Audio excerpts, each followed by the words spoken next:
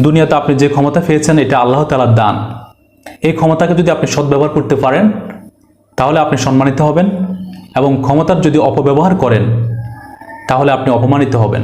যাবতীয় কল্যাণ আল্লাহর হাতে, অকল্যাণ কিন্তু আল্লাহর হাতে নেই। জীবনে যত কিছু কল্যাণ হয় সেগুলো আল্লাহর পক্ষ থেকে। আমাদের জীবনে যত রকমের অকল্যাণ হয় সবকিছু আমাদের নিজের হাতের কামাই। আমরা যদি আল্লাহ এবং তার রাসূলের বিধিবিধান মোতাবেক যদি আমরা না চলি, আমরা যদি সেগুলো না মানি, তাহলে আমাদের জীবনে অকল্যাণ আসবে। আল্লাহ তাআলা এই বিষয়টি সূরা আল ইমরানের 26 নম্বর আয়াতে আল্লাহ তাআলা বলছেন, কুলিল্লাহুম্মা মালিকাল মুলকি তু'তিল মুলকা মান তাশাউ ওয়া তানজিউল মুলকা মিম্মান তাশাউ ওয়া তুইজ্জু মান তাশাউ وتذل من تشاء بيدك الخير إنك على كل شيء قدير।